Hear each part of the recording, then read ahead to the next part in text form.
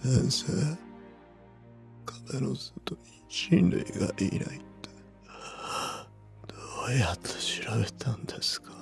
Erwin Smith reflects his title of commander in all aspects. His strong features, his imposing frame standing at 6'2", hunter eyes and a full head of hair, even his voice and body language all radiate confidence. But beyond his appearance, he possesses all the qualities a leader should have, and today we're going to dive deep into the 4 skills that make him the most successful as a leader. Now, at the most basic level, we have the ability of strategic thinking. This is one of the most essential skills of a true leader. You can be as charismatic or headstrong as you want, but if you can't think outside the box in high pressure situations, you will eventually meet an obstacle that will be immovable through pure will. One of the greatest examples of Erwin's ability to improvise, adapt, and overcome came in Season 3, where Erwin organized a coup d'etat to overthrow the corrupt government and fake king by staging a fake Titan attack on the city. It looked like this. Your sentence is death. Walrose has fallen! The gates have been breached! I want every last gate to Alcina closed off. Not a single refugee will be allowed inside this wall. But all those people, everyone in Walrose will die. Just as you think Erwin is going to be sentenced to death, his ingenious is shown by his plan to test the government officials' loyalty towards the people through a fake Titan attack. Since they turned their backs and chose to close the gates, their true intentions were exposed. Given the scenario you were presented with, your choice to close Cena's gates broke Clause 6 of the Charter of Humanity. Furthermore, you installed a puppet king in order to seize the reins of power for yourselves. This crime is known as treason. And all of the soldiers saw that Erwin was right about the government all along. Without his creative thinking, he would have surely been sent to his death. Erwin also proves his extraordinary strategic thinking on the battlefield when it really counts the most. In episode 17, Erwin comes up with a very clever scouting formation to lead his group against the Titans. By splitting up and using different smoke signals to relay information, he gave them a better chance at survival rather than just running into the fight blindly as many others would have done. Now, we all might not be up to date on the strategies of war, but what we can easily work on is our ability to motivate others, and that's the next skill, and it looks a little bit like this. Advance!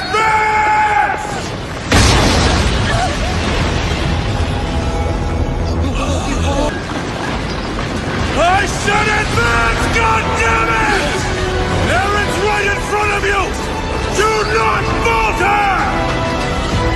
Getting your arm bitten by a giant monster is surely one of the most excruciating pains you can imagine. But in order to be a great leader, you must be able to ignore anything that distracts from the objective and remain focused on the ultimate goal.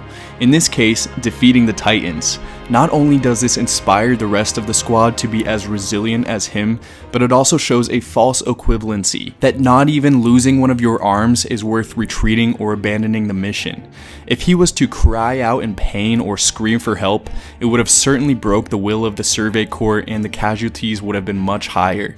But this show of unbreakable will in the face of adversity gave the rest of the squad the extra fire in their belly to defeat the Titans thoroughly. One of my other favorite examples of Erwin's ability to motivate is the scene where he weaponizes his tonality to rally the troops. Go out there and take back Walmaria for us!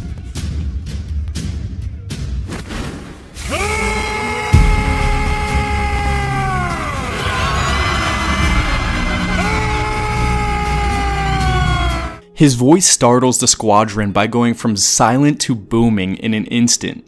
It grabs your attention immediately. When you use a loud, intimidating voice only from time to time, it makes your quiet, motive interaction just as frightening as your booming tone. They never know when you're going to switch. If you're loud all the time, the value is lost. But when the lion roars, the whole jungle hears.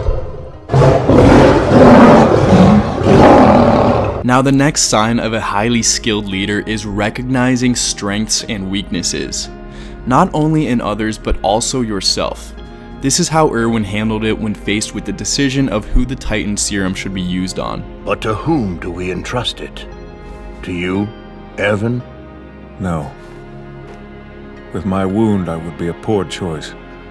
This syringe, It belongs in the hands of one of our elite, someone with the best odds of survival. A normal person in Erwin's position would probably want to take the serum themselves for its strength and benefits, especially if you're already in a weakened state. Levi, will you accept it? Judging when to use it and on whom will be your responsibility.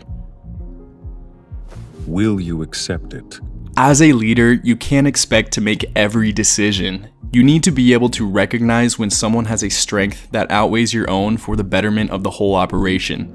Erwin delegates the decision to Levi because he was able to set his ego aside and realize that if he were to take the serum, it could go to waste. A choice that ultimately leads Levi to choosing to give the serum to Armin instead of Erwin. Not because he was a superior choice, but to send his respected commander off in glory, honor, and sacrifice, the way that Erwin certainly would want it all to end. A true leader understands his weaknesses and surrounds himself with individuals who can make up for them. Let's see how Erwin utilizes this skill on the battlefield. Join Klaus' squad and protect the horses at the gates! Levi's squad and Hanji squad! I need you to take down the armored titan! Employ the thunder spears at your own discretion! In this scene, we see Erwin make quick, high-risk decisions about who will be doing what tasks in a very high-pressure situation. The ability to do those only comes from understanding people's strengths, but just as impressive is his ability to see the potential in seemingly normal people. Not only did he recruit the greatest soldier humanity has ever seen in Levi, but he also ended up with a literal titan under his command, and that only further gave him strength to seek the truth. It's highly likely he understood that he had the best possible chance of uncovering the truth with the lineup of scouts that he had with two Ackermans, Armin, the Kid Genius, and Eren the Titan, and it resulted in him finally putting them in a position to find the truth. Now this finally takes us to the deepest layer of leadership, and that is the mindset that I am willing to lose. Now this may sound counterintuitive, but when the bigger picture is worth it, you have to be willing to take the risk, and in this case, Erwin paid the ultimate price. Be honest, are all of us riding to our deaths? Yes, we are. Everything that you thought had meaning, every hope, dream, or moment of happiness, none of it matters as you lie bleeding out on the battlefield. None of it changes what a speeding rock does to a body. In my opinion, this is one of the single greatest moments in anime history. At death's door, when the natural instinct is to tuck tail and run, how did he convince them to charge anyways? A lot of the members of the Survey Corps were new recruits, and he had to convince them to die alongside himself.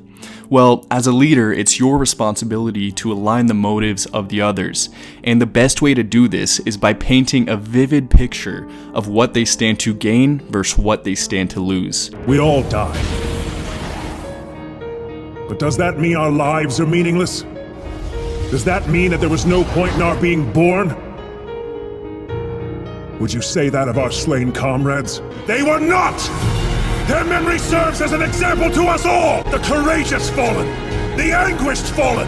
Their lives have meaning because we, the living, refuse to forget them! Giving up and dying a meaningless death, or raging forward towards certain death, giving meaning to your life, those that fought before, and those who will fight after. Because my soldiers do not buckle or yield when faced with the cruelty of this world! My soldiers push forward! My soldiers scream out! My soldiers rage!